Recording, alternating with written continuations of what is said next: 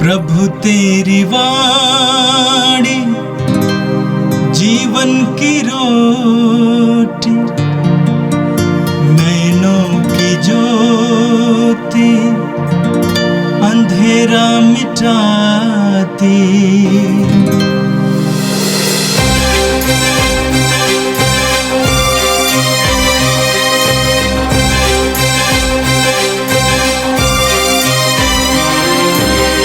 प्रभु तेरी वाणी जीवन की रोटी, नैनों की ज्योति अंधेरा मिटाती। प्रभु तेरी वाणी जीवन की रोटी, नैनों की ज्योति अंधेरा मिटाती। वाणी वाणी वाणी वाणी वाणी पवित्र है, शाश्वत है, जीवन का मन्ना है। 29 जनवरी सोमवार। पहला पाठ शामुएल का दूसरा ग्रंथ, अध्याय 15, पद संख्या 13 से 14 और 30, अध्याय 16, 5 से 13। एक व्यक्ति दाऊद को यह सूचना देने आया कि इस्राएलियों ने अबशालोम का पक्ष लिया है। इस पर दाऊद ने यरूशलेम में रहने वाले अपने सब सेवकों से कहा, चलो हम भाग चलें, नहीं तो हम अबशालोम के हाथ से नहीं बच सकेंगे। शीघ्र ही चले जाओ, कहीं ऐसा ना हो कि वह अचानक पहुंचकर हमारा सर्वनाश करे और शहर के निवासियों को तलवार की धार उतार दे। दाऊद रोते हुए जैतून पहाड़ पर चढ़ा। उसका सिर ढका हुआ था और उसके पैर नंगे थे। जितने लोग उसके साथ थे उनका सिर ढका हुआ था और वे रोते हुए पहाड़ पर चढ़े।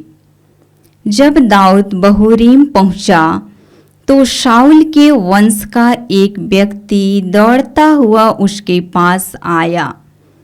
वह सीमई नामक गेरा का पुत्र था। वह कोसते हुए नगर से निकला और दाऊद और उसके अनुयायियों पर पत्थर फेंकता जा रहा था। यद्यपि दाऊद के दाएं और बाएं सैनिक और अंगरक्षक चलते थे। सीमई कोसते हुए चिल्लाता था, दूर हो रे हथियारे, दूर हो रे नीच। तूने शाऊल का राज्य छीन लिया, इसीलिए प्रभु ने शाऊल के घराने के सारे रक्त का बदला तुझे चुकाया है और तेरे पुत्र अबशालोम के हाथ में राज्य दिया है। रे हत्यारे, तू अपनी करनी का फल भोग रहा है। सरूपा के पुत्र अभिषय ने राजा से कहा, यह मुर्दा कुत्ता मेरे राजा और स्वामी को क्यों कोस रहा है? कृपया मुझे आज्ञा दे कि मैं जाकर उसका सिर उड़ा दूं। राजा ने उत्तर दिया, सरूपा के पुत्र, इससे तुमको क्या? यदि वह इसीलिए दाऊद को कोसता है कि प्रभु ने उसे ऐसा करने की प्रेरणा दी है, तो कौन पूछ सकता है कि तुम ऐसा क्यों कर रहे हो? इसके बाद दाऊद ने अभिषय और अपने सेवकों से यह कहा, मैंने जिस पुत्र को जन्म दिया वही मुझे मारना चाहता है। तो यह बिन्यामीन वंशी ऐसा क्यों ना करे? उसे कोसने दो, क्योंकि प्रभु ने उसे ऐसा करने की प्रेरणा दी है। हो सकता है कि प्रभु मेरी दुर्गति देखकर आज के अभिशाप के बदले मुझे फिर सुख शांति प्रदान करेगा। इसीलिए दाऊद और उसके अनुयायी आगे बढ़ते जाते थे। यह प्रभु की वाणी है। संत मार्कुस के अनुसार पवित्र सुसमाचार अध्याय 5 वाक्य 1 से 20 तक। वे समुद्र के उस पार गेरासेनियों के प्रदेश पहुंचे। ईसा ज्यों ही नाव से उतरे, एक अबदूतग्रस्त मनुष्य मकबरों से निकलकर उनके पास आया। वह मकबरों में रहा करता था। अब कोई उसे जंजीर से भी नहीं बांध पाता था, क्योंकि वह बारंबार बेड़ियों और जंजीरों से बंधा गया था। किंतु उसने जंजीरों को तोड़ डाला और बेड़ियों को टुकड़े टुकड़े कर दिया था। उसे कोई भी वश में नहीं रख पाता था। वह दिन रात निरंतर मकबरों में और पहाड़ों पर चिल्लाता और पत्थरों से अपने को घायल करता था। वह ईसा को दूर से देखकर दौड़ता हुआ आया और उसने दंडवत कर ऊंचे स्वर से चिल्लाया, ईसा सर्वोच्च ईश्वर के पुत्र, मुझसे आपको किया, ईश्वर के नाम पर प्रार्थना है, मुझे न सताइए। क्योंकि ईसा उससे कह रहे थे, अशुद्ध आत्मा इस मनुष्य से निकल जा। ईसा ने उससे पूछा, तेरा नाम क्या है? उसने उत्तर दिया, मेरा नाम सेना है, क्योंकि हम बहुत हैं। और वह ईसा से बहुत अनुनय विनय करता रहा कि हमें इस प्रदेश से नहीं निकालिए। वहां पहाड़ी पर सूअरों का एक बड़ा झुंड चर रहा था। अबदूतों ने यह कहते हुए ईसा से प्रार्थना की, हमें सूअरों में भेज दीजिए, हमें उनमें घुसने दीजिए। ईसा ने अनुमति दे दी। तब अबदूत उस मनुष्य से निकलकर सूअरों में जा घुसे और लगभग 2000 का वो झुंड तेजी से ढाल पर से समुद्र में कूद पड़ा और उसमें डूबकर मर गया। सूअर चराने वाले भाग गए। उन्होंने नगर और बस्तियों में इसकी खबर फैला दी। लोग ये सब देखने निकले। वे ईसा के पास आए और यह देखकर भयभीत हो गए कि वह अबदूतग्रस्त, जिसमें पहले अबदूतों की सेना थी, कपड़े पहने शांत भाव से बैठा हुआ है। जिन्होंने ये सब अपनी आंखों से देखा था, उन्होंने लोगों को बताया कि अबदूतग्रस्त के साथ क्या हुआ और सूअरों पर क्या क्या बीती। तब गेरासेनी ईसा से निवेदन करने लगे कि वे उनके प्रदेश से चले जाएं। ईसा नाव पर चढ़ ही रहे थे कि अबदूतग्रस्त ने बड़े आग्रह के साथ ये प्रार्थना की, मुझे अपने पास रहने दीजिए। उसकी प्रार्थना स्वीकार करते हुए ईसा ने कहा, अपने लोगों के पास अपने घर जाओ और उन्हें बता दो कि प्रभु ने तुम्हारे लिए क्या क्या किया है और तुम पर किस तरह कृपा की है। वह चला गया और सारे देकापोलिस में यह सुनाता फिरता कि ईसा ने उसके लिए क्या क्या किया था, और सब लोग अचंभे में पड़ जाते थे।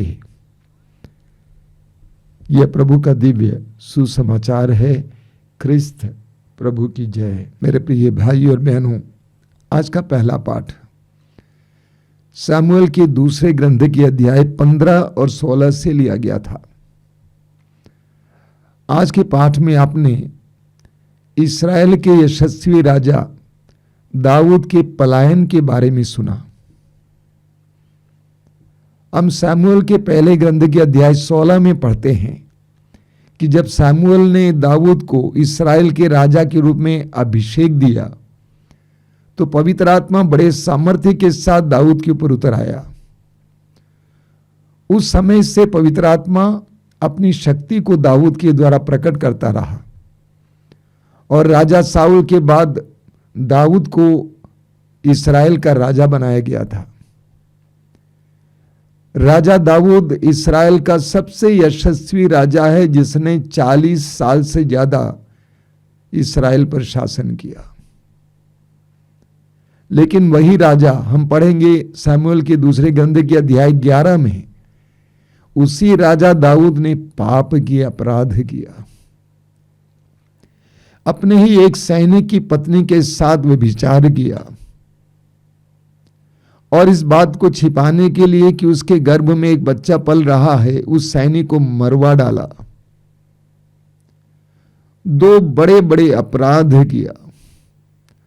उस समय से राजा दाऊद के परिवार में, घराने में विनाश शुरू हुआ। उसका ही एक बेटा अपनी बहन के साथ बलात्कार करता है और उसका भाई अब्सलोम उसको मार डालता है। अब वही अब्सलोम दाऊद के खून के लिए प्यासा है, दाऊद को मार डालना चाहता, अपने पिता को मार डालना चाहता है। आज के पाठ में आपने सुना, एक दूत दाऊद को यह सूचना देने आया कि इस्राएलियों ने अब्सलोम का पक्ष लिया है। इस पर दाऊद ने यरूशलेम में रहने वाले अपने सब सेवकों से कहा, चलो हम भाग चलें, नहीं तो हम अब्सलोम के हाथ से नहीं बच पाएंगे। हम शीघ्र ही चले जाएं, कहीं ऐसा ना हो कि वह अचानक पहुंचकर हमारा सर्वनाश करें और शहर के निवासियों को तलवार के घाट उतार दें। आप वाक्य 30 में पढ़ेंगे, दाऊद रोते हुए जैतून पहाड़ पर चढ़ा। दाऊद रोते हुए जैतून पहाड़ पर चढ़ा। उसका सिर ढका हुआ था, उसके पैर नंगे थे। जितने लोग उसके साथ थे उनके सिर ढके हुए थे और वे रोते हुए पहाड़ पर चढ़े। अपने ही बेटे से बचने के लिए दाऊद को नंगे पांव रोते हुए यरूशलेम, इस्राएल की राजधानी छोड़कर पहाड़ की ओर भागना पड़ा। बताइए, इस्राएल का सबसे यशस्वी राजा, उसकी क्या दशा हो गई है।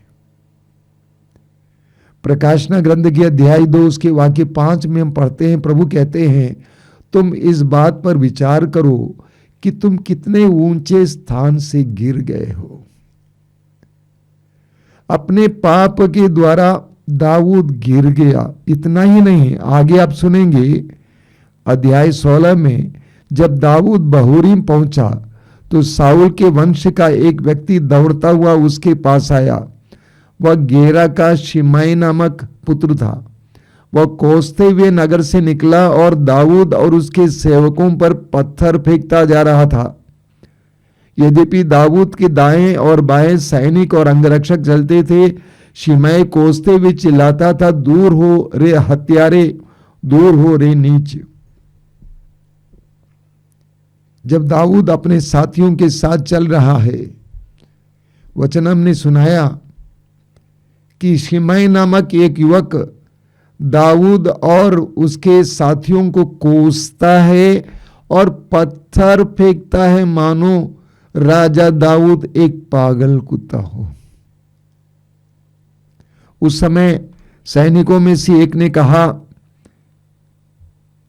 यह मुर्दा कुत्ता मेरे राजा और स्वामी को क्यों कोस रहा है? कृपया मुझे आज्ञा दें कि मैं जाकर उसका सिर उड़ा दूं। एक सैनिक ने दाऊद से कहा कि महाराज, यह आपको कोसते जा रहा है, मैं जाकर इसका सिर उड़ा दूं। तो राजा ने क्या उत्तर दिया? यदि वह इसलिए दाऊद को कोसता है कि प्रभु ने उसे ऐसा करने की प्रेरणा दी है, तो कौन पूछ सकता है कि तुम ऐसा क्यों कर रहे हो? दाऊद ने कहा, यदि वो इसलिए कोसता है कि प्रभु ने उसको मुझे कोसने दिया, तो कौन उसको रोक सकता है? दाऊद जानता था कि वो क्यों मुझे कोस रहा है और मुझ पर पत्थर फेंक रहा है। दाऊद के सैनिक नहीं जानते थे कि दाऊद ने अपराध किया, पाप किया है, लेकिन दाऊद जानता था इसका मुख्य कारण मैं हूं। वही दाऊद स्तोत्र ग्रंथ अध्याय 38 वाक्य 19 में कहता है, मेरे पापों के कारण मैं अशांत हूं। दाऊद के जीवन में विपत्ति पर विपत्ति आ पड़ी क्योंकि उसने अपराध किया था। कभी कभी हमारे जीवन में जो विपत्तियां और दुख पीड़ाएं आती हैं, उसके लिए हम स्वयं जिम्मेदार हैं। हमें इस बात का एहसास हो और स्वीकार करें और अपने पापों के लिए पश्चाताप करें, और प्रभु सब कुछ बदलने में समर्थ है। और आज का सुसमाचार संत मार्कुस के सुसमाचार की अध्याय 5 से लिया गया था। सुसमाचार में आपने सुना, वे समुद्र के उस पार गेरासेनियों के प्रदेश पहुंचे। प्रभु यीशु अपने शिष्यों के साथ समुद्र पार करते हैं, गलीलिया झील पार करते हैं और उस पार पहुंच जाते हैं। क्या के लिए? एक अवधूतग्रस्त व्यक्ति को स्वतंत्र करने के लिए। एक अवधूतग्रस्त व्यक्ति को स्वतंत्र करने के लिए प्रभु यीशु गलीलिया झील पार करते हैं। और बाद में आप सुनेंगे, उसके बाद प्रभु अपने शिष्यों के साथ नाव में बैठ जाते हैं वापस आने के लिए। मनुष्य जाति के प्रति, विशेष करके पापियों और बंधनों में पड़े लोगों के प्रति ईश्वर के प्रेम का यह एक सुंदर प्रमाण है, प्रतीक है। योहन के सुसमाचार के अध्याय 3 वाक्य 16 में हम पढ़ते हैं, ईश्वर ने संसार से इतना प्यार किया कि उसने उसके लिए अपने एकलौते पुत्र को अर्पित किया, जिससे जो भी उसमें विश्वास करे उसका सर्वनाश न हो, बल्कि उसे अनंत जीवन मिले। आगे सुसमाचार में हम पढ़ते हैं, उस अवधूतग्रस्त व्यक्ति का वर्णन क्या है? वह मकबरों में रहा करता था। कहाँ रहता था? मकबरों में, यानी कब्रिस्तान में रहा करता था। हम में से कितने लोग कब्रिस्तान में रहने को तैयार होंगे? और आगे लिखा हुआ है, अब कोई उसे जंजीर से भी नहीं बांध पाता था, क्योंकि वो बारंबार बेड़ियों और जंजीरों से बांधा गया था, किंतु उसने जंजीरों को तोड़ डाला और बेड़ियों को टुकड़े टुकड़े कर दिया था। उसे कोई भी वश में नहीं रख पाता था। वह दिन रात निरंतर मकबरों में और पहाड़ों पर चिल्लाता और पत्थरों से अपने को घायल करता था। एक मनुष्य का वर्णन सुनिए, ऐसा क्यों था? आगे हम पढ़ेंगे, क्योंकि वह अवधूतों से ग्रस्त था। उसके अंदर अवधूतों की सेना थी। जब हमारे अंदर भी दुष्ट आत्माएं कार्य करती हैं, हम भी अवधूत ग्रस्त होते हैं, हम भी इसी तरह व्यवहार करेंगे। वासना की आत्मा, लालच की आत्मा, ईर्ष्या की आत्मा, क्रोध की आत्मा, अहंकार की आत्मा, स्वार्थ की आत्मा हमारे अंदर निवास करती है, तो हम भी इसी तरह बर्ताव करेंगे। लेकिन प्रभु यीशु उस व्यक्ति को छुड़ाते हैं। कैसे छुड़ाते हैं? प्रभु बार बार उससे कहते थे कि इस व्यक्ति को छोड़ के चले जाओ। नाम पूछा गया, उसने कहा कि हमारा नाम है सेना, क्योंकि हम बहुत हैं। और उन अवधूतों ने प्रभु से याचना की कि हमें जो सुअरों का झुंड है उसमें जाने दें। और प्रभु ने आदेश दिया और वे जाकर उन सुअरों के अंदर प्रवेश किया, और वे सुअर जाकर समुद्र में डुबकी लगाई और वे सारे सुअर मर गए। प्रभु यीशु के लिए एक मनुष्य, एक आत्मा उन सारे सुअरों से बढ़कर था। इसलिए प्रभु ऐसे होने दिया। प्रभु यीशु ने उसको स्वतंत्र किया। योहन का पहला पत्र अध्याय 3 वाक्य 8 वचन में आपने बार बार सुना है, ईश्वर का पुत्र इसलिए प्रकट हुआ कि शैतान के कार्य समाप्त कर दे। योहन अध्याय 8 वाक्य 36 में प्रभु यीशु स्वयं कहते हैं, यदि पुत्र तुम्हें स्वतंत्र करेगा तो तुम सचमुच स्वतंत्र हो जाओगे। और वो इंसान स्वतंत्र हो जाता है। उसके बारे में क्या लिखा हुआ है? जब वो स्वतंत्र हो गया तो कपड़े पहने शांत भाव से बैठा हुआ था। वह कपड़े पहने और शांत भाव से बैठा हुआ था। अभी तक चक्कर लगाने वाला, भ्रमण करने वाला, चीखने चिल्लाने वाला, उसके अंदर से अवधूत हटाया जाता है। वो स्वतंत्र होकर शालीनता पूर्वक प्रभु के पास बैठा हुआ है और जब प्रभु उठकर जाने वाले थे उस समय उसने कहा, मुझे भी आपके साथ जाने दीजिए। अब लोगों की प्रतिक्रिया देखिए। लोगों ने आकर देखा और गैरासेनियों ने यीशु से कहा कि आप यहां से चले जाइए, क्योंकि यीशु के कारण उनको इतने सुअर नष्ट हो गए, विनष्ट हो गए। उनके लिए सुअर ज्यादा महत्वपूर्ण था, लेकिन प्रभु के लिए वो मनुष्य, वो ईश्वर का पुत्र, ईश्वर का बेटा ज्यादा महत्वपूर्ण था। प्रभु यीशु के आदेश का पालन करते हुए वह अबदूतग्रस्त व्यक्ति अब स्वतंत्र होकर सारे देकापोलिस में सुसमाचार सुनाता है। देकापोलिस एक बहुत बड़ा प्रांत था। चारों ओर घूम घूम कर लोगों से कहता है कि यीशु ने मेरे लिए क्या किया है। वही अबदूतग्रस्त व्यक्ति, चीखने चिल्लाने वाला, नंगा, अपने को चोट करने वाला, कब्रिस्तान में रहने वाला, अब समाज में उतरता है और सुसमाचार का एक महान प्रचारक बन जाता है। ये ईश्वर का काम है। जब हम भी स्वतंत्र हो जाएंगे, आजाद हो जाएंगे, हम भी सुसमाचार के वाहक और वाहिकाएं बनेंगे। आइए हम प्रार्थना करें। प्रभु धन्यवाद देते हैं जीवन के वरदान के लिए, धन्यवाद देते हैं विश्वास के वरदान के लिए। संसार के मुक्तिदाता और हमारे मुक्तिदाता यीशु को जानने के लिए जो कृपा तूने हमें दी, इसके लिए धन्यवाद देते हैं। प्रार्थना करते हैं हमें स्वतंत्र कीजिए, ताकि हम दूसरों की स्वतंत्रता के लिए माध्यम बन जाएं, साधन बन जाएं। ये प्रभु यीशु इन वचनों को सुनने वाले मेरे भाई बहनों को आशीर्वाद देना। आज का संपूर्ण दिन उनके लिए कृपा का दिन बने, आशीष का दिन बने। हमारी प्रार्थना को ग्रहण कर, आमीन। प्रभु तेरी वाणी जीवन की रोटी, नैनों की ज्योति अंधेरा मिटाती। वाणी वाणी वाणी वाणी वाणी पवित्र है, शाश्वत है जीवन का मन्ना।